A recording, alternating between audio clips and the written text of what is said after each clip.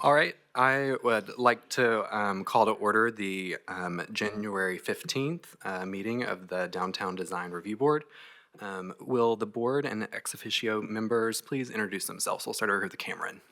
Cameron Bolin, AIA representative. Rick Blackburn, Historic Zoning Commission. Perry Childress, Community Design Center. Laura Wen, Downtown Resident Representative. Jared Borsham, Downtown Resident Representative. Lindsay Lanoy, Knoxville, Knox County Planning. Josh Wright, Urban Design Representative. Chris Ford, Downtown Business Representative. Tony Allen, Downtown Development Representative. Melinda Woolert, Knoxville, Knox County Planning. Dallas DeArmond, Knoxville, Knox County Planning. Christina McGrath-Tillery, City Law Department. Mark Reel, Plans Review and Inspections. All right, the minutes of the December 18th board meeting are provided in the agenda packet. Are there any concerns? If not, I'll entertain a motion. Motion to approve. Second. All right. Perfect. Let's see here. All right, Lindsay, is there... all in favor? Yes. Thank you. Aye. Aye. Any opposed? Hearing none, the motion carries. Also, this is my first time, so bear with me on this. That wasn't in the script, by the way. Anyways, Lindsay, is there any staff reports? Yes, I have a couple. So 3222 Jenkins Street, this is a new subdivision plat. So it combines two tax parcels, but it's 6 lots of record to create one single buildable lot. Dakota Avenue on the west is not a developed street at all, and Jenkins Street ends here. So this will create one lot that can be built. There's no new construction associated with the subdivision plat. There was a repair and reconstruction of a front porch that met the design guidelines, so a non-historic deck and metal canopy over the door. It was sort of an awning over the door, was removed, and they've installed a new 16 feet by 6 feet deep partial width front porch with a roof line that extends from the main roof line of the house. The scope of work also includes the removal of some existing gravel front yard parking. And then at 309 East Springdale, there's a new shed that's 16 by 28 feet. And it will be placed at the rear of the property, close to the alley. Thank you, Lindsay. We'll go ahead and get started with the certificate of appropriateness. The first application is number 11A24IH at 1102 Raleigh Avenue. You want to provide an overview of the project? Yes. So this is a revised application from the November meeting. The application was postponed to provide a building that is more in keeping with the scale of the neighborhood. So it is a 2-story residence with a side gable roof, 2 front gable massings projecting from the facade, an exterior of horizontal lap siding, and a foundation clad in brick veneer. The building measures 27 feet wide by 60 feet deep, including an 8-foot deep front porch with a partial shed roof supported by 10-inch square wood columns. Parking is proposed to be a 10-foot wide concrete driveway in the front yard, accessed via Raleigh Avenue. So some of the findings, the house is proposed to be set 25 feet from the front property line, which is consistent with the average front setback of the block face, which is 26.8. The adjacent house is 23 feet. The final site plan should include a walkway to the sidewalk. The block to receive new construction has Craftsman houses and Queen Anne cottages. The application was postponed in November to allow the applicant the opportunity to submit a plan that was wider, more compatible with the building width and depth of houses on the block. The 27-foot wide house is more proportionate to other houses on the block. They've also removed an attached garage that was part of the initial design. The guidelines state that parking should not be in the front yards. The zoning code actually requires new houses in the infill housing overlay to use the alley for access and egress if one exists. So the proposed parking should be revised to meet guidelines, and the final site plan should meet city engineering standards. The house will be somewhat taller than houses on the block, approximately 28 feet 8 inches at the peak. The context primarily features 1 to 1.5 story houses. The guideline includes a porch to meet the design guidelines at 8 feet deep, The house features 1/1 double-hung windows with trim and projecting sills. All elevations have sufficient transparency. The window details that are depicted on these elevation drawings should be included in the final construction. The roof pitch and the proposed materials meet the design guidelines. The materials should all be constructed as shown on the elevation drawing. So staff's recommending approval of 11A 24IH, subject to the conditions that the site plan include a walkway from the front door to the sidewalk, the parking be revised to be accessed from the alley, the final site plan meet city engineering standards and include a tree in the front and rear yards, and then allowing for any board discussion on the height. Thank you, Lindsay. Is the applicant present? They're on Zoom. All right. Yes, I'm here. Right. Is there anything that you would like to add? Oh, would you please state your name and address for the record, please? Hi, I'm Dawn Arian. I'm with Bait Development. I'm the co-owner of the lot with MES Development, and I'm representing our application today. And is the address the same as the? 1102 Raleigh Avenue. All right, thank you. Any additional comments that you would add to what Lindsay shared? Yeah, so our original proposed plan had a rear garage that was accessed off the alley. The surveyor, when asked to revise the site plan with the new drawing, she just made the assumption that it would have a side driveway like the rest of the homes in the neighborhood. We can easily make that adjustment on the site plan for the rear drive and take that off the site plan and add the front sidewalk. So all of the site plan recommendations are easily made. I would just ask that we could go forward with today's approval and that we just submit a new site plan for the overall permit application. And then in terms of the height of the home, there are multiple two-story homes in the neighborhood. So while quite a few homes are 1 or 1.5 story, a two-story home in this neighborhood is not out of the ordinary. Thank you. Is there anybody else that would like to speak on the project? If not, we'll open it up for board discussion. Yeah, I had a couple of comments and questions. The scale of it's pretty long, and the fortunate and unfortunate part about that property is it's a corner property, so you both have the street facade and also the adjacent, I guess the perpendicular is Oswald and and Raleigh. So what I'm looking at is the right side. Well, maybe it's the left side. Either one, elevation. The windows are a bit haphazard. Can you explain? Did you have an architect draw this, or is this a pre-bought plan offline? It's a purchase plan. Okay. Yes. I would want to see the window systems to actually have more rigor to their layout, because there's completely no alignment and it's just a little bit it's a little all over the place. It's not very the front elevation is very well composed, but the sides are very spotty, and at that Oswald side elevation is going to be really prominent and important. I think that corner site's been empty for a long time, so I'm glad to see a house go there, but I want to make sure that it's done the best it can. Okay, well, we can adjust. I don't see any reason why we can't adjust where the windows are placed during framing. Right. Also, on the brick veneer on the front and back porches, the lattice that you put under it for ventilation, I think it would be, I can't require this because it's more money, I would think, but like it'd be a lot nicer project to have just the brick masonry go to ground and you just introduce vents within the brick at those front and back porches rather than the wood. I'm just afraid that's going to break down over time and look pretty bad after some weather and longevity have happened to the materials. Right. Yeah. When architects render these are just suggestions. They could be easily replaced with just vents, standard vents. Okay. And then finally, my comment is just the large gable at the back. And like you said, there's some two-story buildings on that street for sure. I understand the height has some precedent, especially up the hill as you go up more towards Fisher Tire. There's some on the west side of the street that have some height. So it's not crazy atypical, but it'd be great to see something, some break in the roof line at the back, just given the fact that it has such a long slope.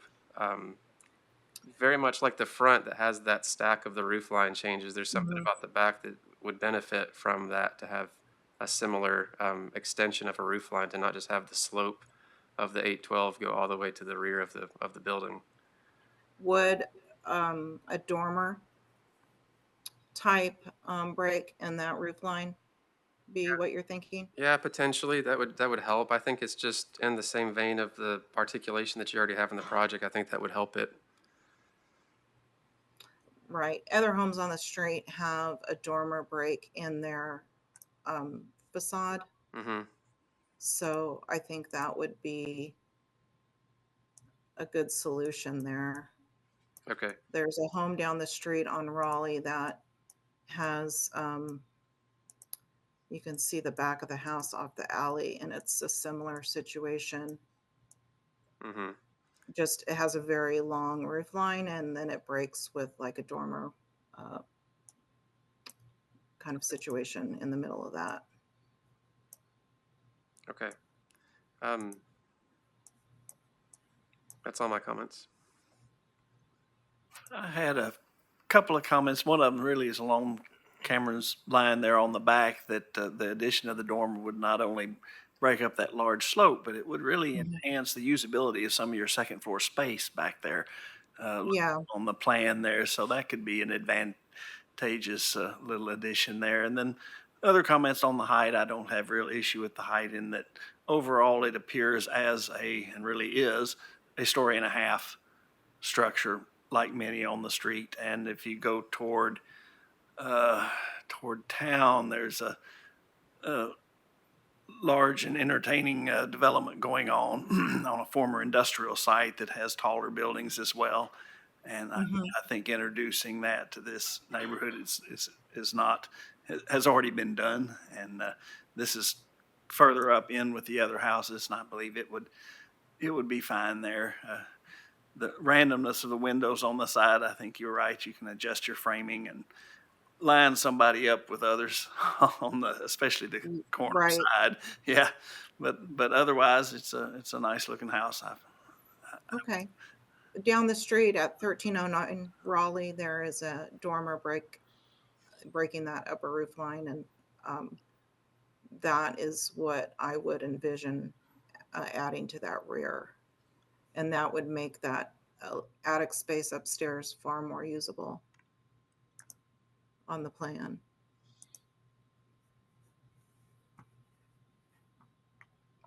I agree with Cameron and Perry's comments so far. And I had one other question with the back porch. I didn't see any stairs or anything leading to the backyard. Is there an intention to have access back there? Yes, because the parking is going to be in the rear. So we're definitely going to have stairs leading to the parking pad. Do you have an idea? There's a rear porch off of the, there's a rear porch there. And we would have the stairs going down off that porch towards the alley. Just straight toward the alley. Okay. Yeah. And would that what kind of material would that be?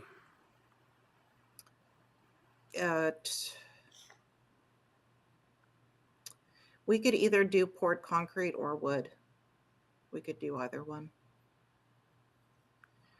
I think either are fine, but it'd be good to see it on the drawing. The landing would certainly be concrete, so it wouldn't be difficult to just go ahead and go from a poured concrete landing to concrete steps. Okay, so concrete steps with wood railing. The porch deck would be wood, and we'd probably do the wood railing. Okay. Yes, down to the concrete steps. That sounds good. And then with the windows, I have no issue with the window sizes. To Cameron's point, it's really the vertical alignment for me. So the downstairs windows are in the two, like 30 by 60 there. Those are in the master bedroom. Mm-hmm.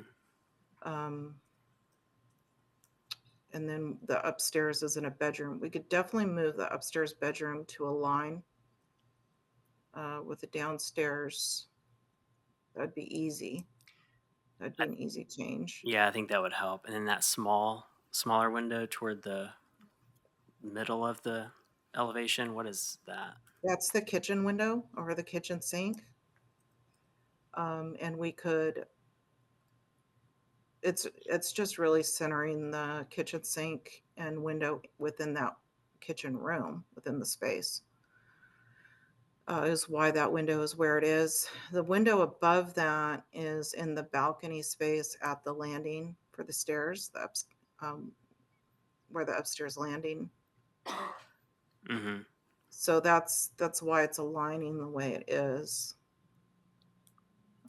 Typically, we don't have to come to a conclusion on where each window goes in during the meeting too, depending on the context of the application. That's also something that can be worked out afterwards as well. So we don't necessarily have to go through each one related to the floor plan. Okay.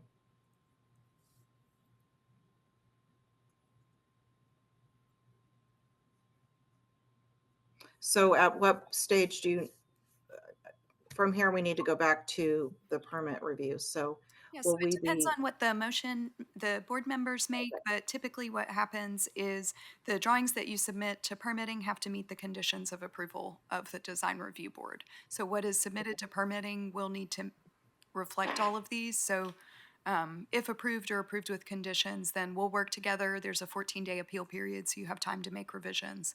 And then the plans submitted for permitting need to reflect the conditions of approval. okay. Are the number of windows sufficient? You just want them to have better alignment?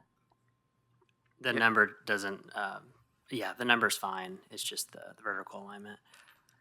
Everything else, I think this will be a nice addition to the neighborhood, and the height and scale, I think, is appropriate. It's like others have said, it's really a story and a half. And so I can approve this based on the scale and everything else that's been said. Okay. Is there any other discussion with the board? Well, I would make a motion to approve based on staff recommendation, adding rear dormer and the details on the underpinning and stair for the porches. And then adjusting the window alignment on the street side elevation per approval by staff.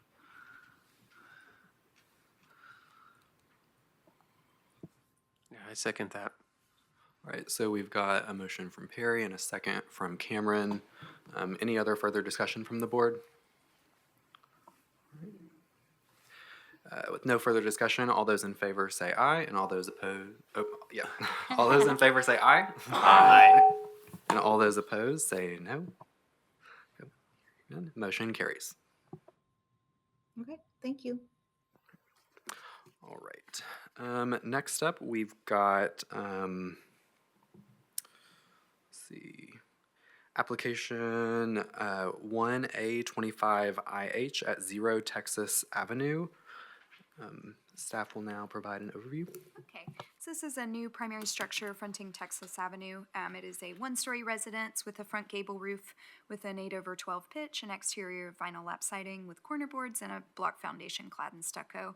The house will be set 25 feet from the front property line, and it has a 6 feet 8 inches deep front porch recessed under a shed roof. The parking is via a concrete pad at the rear of the house via a 12 feet wide driveway that's accessed from Texas Avenue. So some of the findings, overall, the house's placement at 25 feet from the front property line is compatible with the context of the block face. The block to receive new construction lacks significant context. There's vacant lots and then new construction with some minimal traditionals and some Queen Anne cottages further down Texas Avenue. The parking meets the design guidelines as it's a concrete pad behind the house and access via driveway from Texas Avenue. The final site plan should meet city engineering standards and may require some revisions to address the stream buffer on the right side or the southwest side of the property, and those minor revisions could be approved by staff. The design includes a 6 foot 8 inches deep front porch under the primary roof line. Typically, the guidelines recommend an 8 foot deep porch at minimum, but this porch is proportionate to the relatively small size of the house. The windows on the small house do feature sufficient transparency for the neighborhood context, and the half-light front door is appropriate. Overall, the materials meet the design guidelines, so staff's recommending approval of 1A 25IH, subject to the conditions that the site plan meets city engineering standards. Minor revisions could be approved by staff, and the final site plan include a walkway to the street and then 1 tree in the front and rear yards. Thank you, Lindsay. Is the applicant present? Yes, I'm here. All right. Could you state your name and address for the record, please? Yes, my name is Innocent Rodasingwa, and the address is, you mean the address for the property or my current address? Business address. Yeah, 2740 Silent Springs Lane, Knoxville, Tennessee, 37931. All right. Thank you. Is there any thing that you would like to add to Lindsay's comments?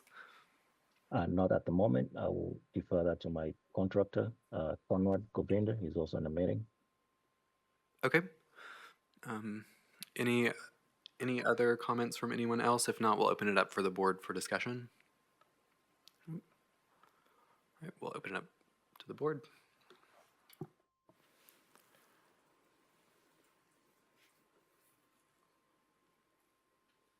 So the project will have an ADA ramp to enter the house.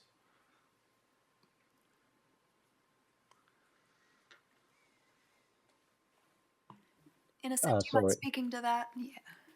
Yes, it will be ADA zero entry. You mean at the front or at the back? Yes, sir. At the front, I just saw the zero entry that was just sketched in. So that's a ramp you guys are introducing. Yes. Okay. Yes.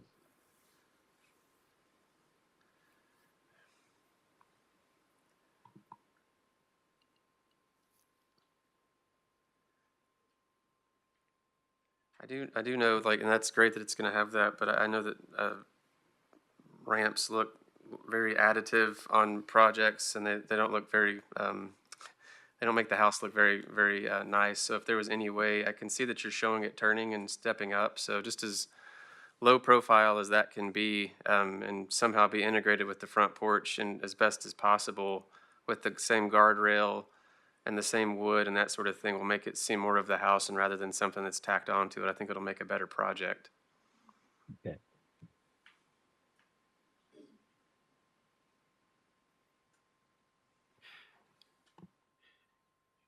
Any other comments? If not, we'll entertain a motion.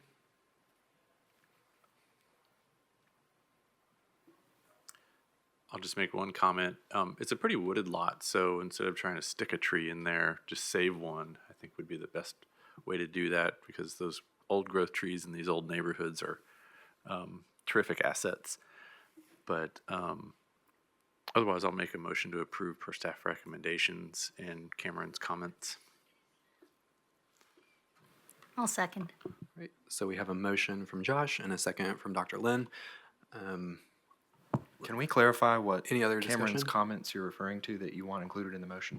The comment would be to use like materials with the ADA ramp to make it congruent or in like design to the front porch. Yes. I have a motion and a second. Any other discussion? Hearing none, all those in favor say aye. Aye. All those opposed say no. And the motion carries.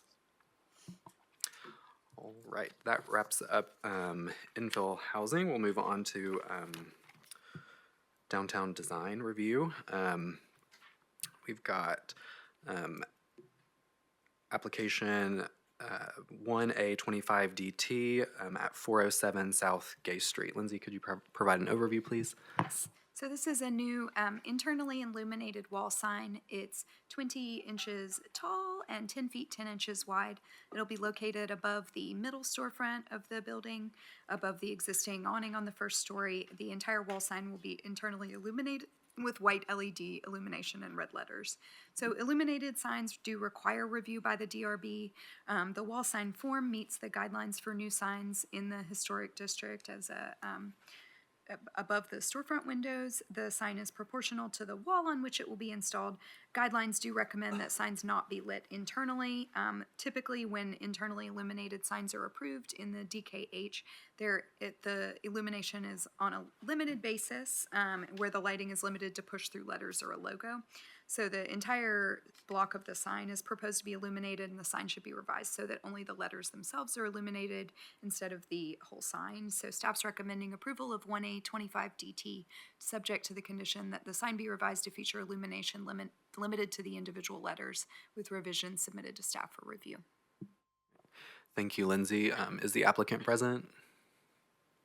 Yes, I'm here. All right, could you please state your name and address for the record? Lori Colburn, 2522 Gray Ridge Road, Maryville, Tennessee. Thank you. Do you have any other or additional comments to what Lindsay shared? No? All right. Anybody else have any comments? If not, we'll open it up for the board for discussion. All right, we'll open it up to the board.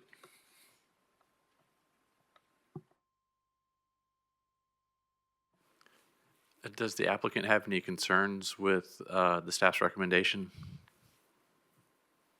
No. I mean, we don't manufacture the sign.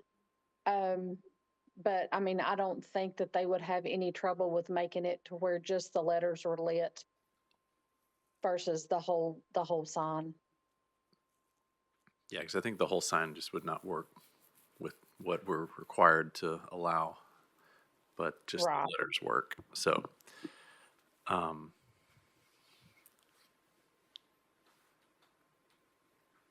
no, okay. I'll make a motion to approve per staff recommendation. I'll second that motion. We've got a motion by Josh and a second by Chris. Any other discussion by the board? Hearing none, all those in favor say aye. Aye. All those opposed say nay. Okay, and the motion carries. Thank you. Thank you.